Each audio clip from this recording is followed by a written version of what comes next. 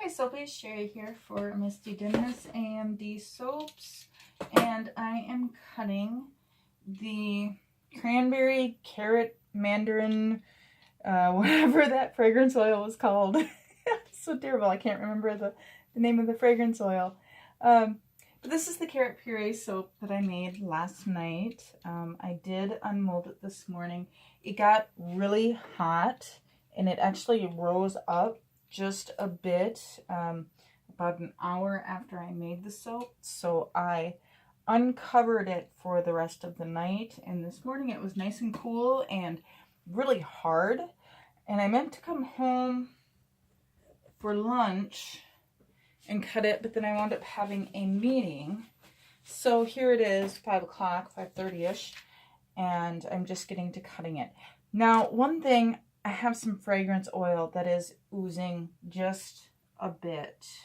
So that should absorb back in. I've checked it. It's not zappy, and it is just really strongly the fragrance oil.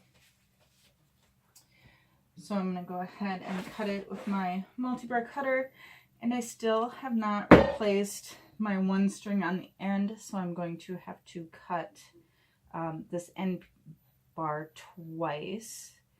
Let's see if I can slide that out. And this is what our end piece looks like.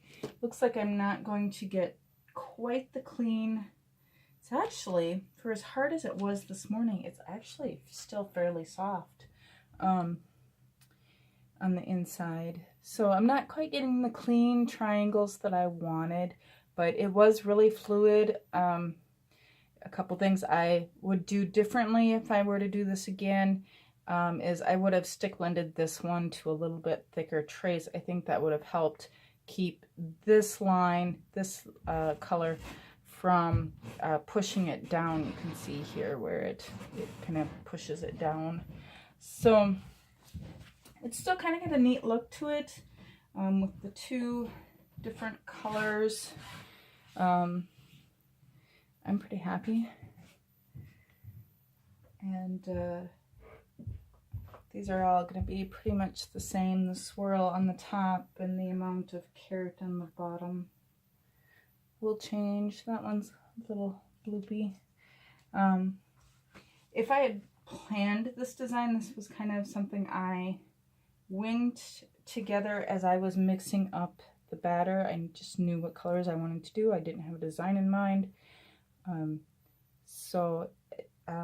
I would have planned a little bit better, and I wouldn't have mixed all my colors up at once. I would have poured the bottom, and then let that sit, cover it, and let it insulate just for a few minutes while I mixed up the next layer of colors. And I think it would have done a little bit better than what it is doing now. Not that now is bad, it's just wasn't quite the clean lines I was seeing in my head. So what did Sherry learn today? Sherry learned that you can still wing it and make good soap, but it's still better to have a plan. That's what I learned today. I'm going to cut this last end bar piece here. And you can see really well on this top bar, actually. It's got a layer of glycerin on it. Oops, it helps if I put it on screen. But you can kind of see it's got a glycerin film on the top of it. So it did get really hot, probably the extra sugar from the carrot purees. But I really like this, the way this soap is looking. So I think it'll be a nice soap. I think my Soap of the Month Club people will like it.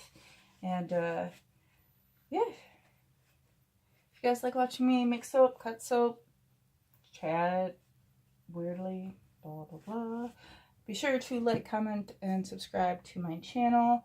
And check out my other soaps at amdsoap.com. I'm going to put these guys on the cure rack for about 4 weeks. They're a little bit longer. These are for November, so they'll probably just hang out in the cure rack till mid-November. So they'll have a good 2-month cure on them when they go up. Yeah, stay soapy, friends. Thanks for hanging out with me.